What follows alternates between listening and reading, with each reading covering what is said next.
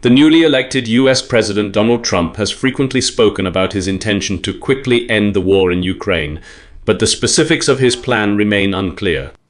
During his campaign, Trump claimed he could broker an agreement between Russia and Ukraine within 24 hours, though he did not elaborate on how he plans to achieve this. Some experts speculate that his approach might involve certain concessions from Ukraine, such as relinquishing parts of its territory or adopting a neutral status. For instance, Trump's former national security advisor John Bolton has suggested that Trump might halt or significantly reduce aid to Ukraine, potentially pressuring Kyiv to make concessions.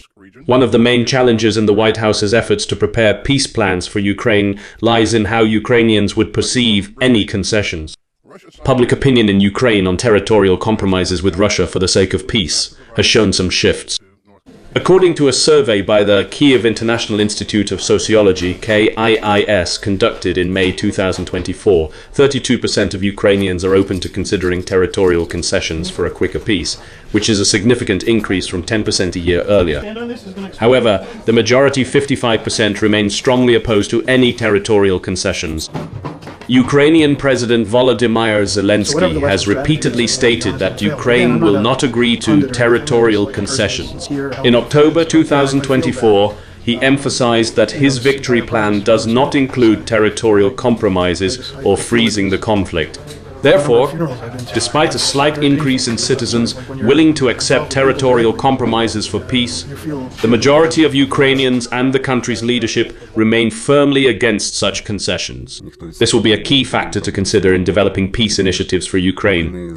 Polling data suggests that public interest in foreign policy, including the war in Ukraine, often takes a backseat to domestic concerns like the economy, healthcare, and crime. This shift can affect policy decisions as elected officials consider these public attitudes when discussing foreign aid or diplomatic strategies.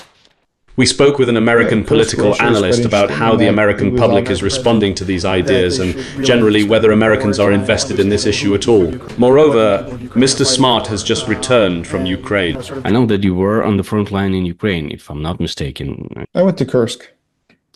Kursk, yeah. What have you saw there? What can you tell now for Americans, for American audience? Well, Kursk, Russia was quite interesting in that it was obvious that the local population was not scared of the Ukrainian soldiers. In fact, I could tell that the Ukrainian soldiers showed a great deal of respect for the Russian citizens whom they encountered. They did not show any signs of fear, which is positive. And I can just say, in general, the people themselves, when I asked them why they thought that their country was being invaded by Ukraine, they blamed Vladimir Putin. They were very clear that he started an unnecessary war and that this was a consequence of it. Mm-hmm. Do you think Americans understand what is really happening in Ukraine, both ordinary people or politicians or else? How do you think? In general, no. I mean, the average American does not have a strong understanding. They have a general understanding, which is that Russia is attacked Ukraine. They support Ukraine. Polling shows that Americans are very sympathetic to Ukraine, but the specific details of what's going on in which parts of the country, or even where Kursk is located, is not something that the average American would be familiar with. But how do you think do Americans need to understand what happened there? Well, I mean, of course, it'd be very useful if they understood better the situation, so they could better understand why Ukraine is requesting the assistance it's requesting. But I think that fundamentally, Ukraine's situation is one that the Americans perceive as the good guys versus the bad guys. And in this case, Ukraine is the good guys. Have you saw or have you talked with the Russian soldiers in Kursk? With Russian soldiers? Yeah. No, I didn't speak with any Russian soldiers, no.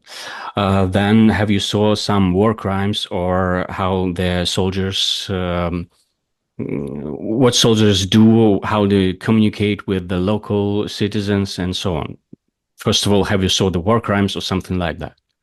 I mean, I was under the area in Kursk, I was in the area that's under Ukrainian occupation. So no, I didn't see any signs of war crimes. I didn't hear any complaints of war crimes. And I didn't see any of that. So I don't know what's happened there since then. It's been a couple months since I went to Kursk.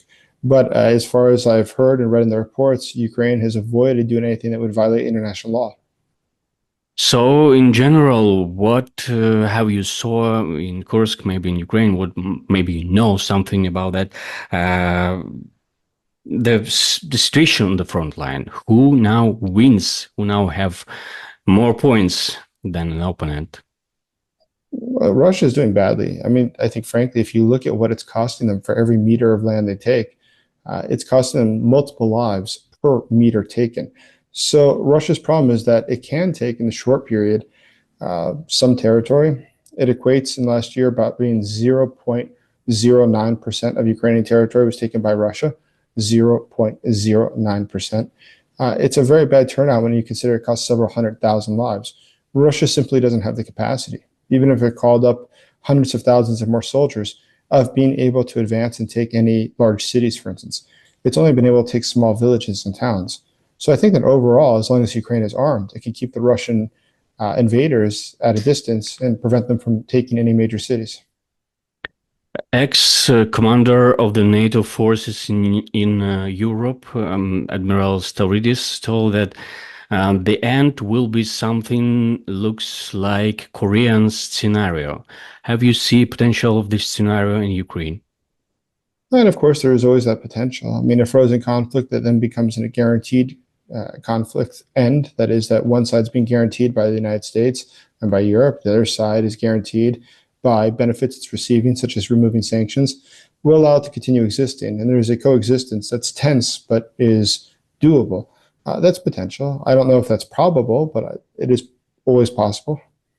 And the last one about the Trump or Trump's commands team, Trump's team maybe, thoughts about the peace plan, about the 1,200 kilometers line, demarcation line, where you need to put the British soldiers or French soldiers. So what do you think about that plan? Is this something from reality?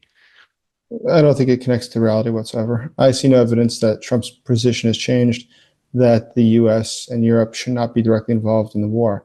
So, once again, everything is possible. Donald Trump is known to change his mind very frequently, and that could happen. But at present, I don't think it's a very likely scenario. Thank you.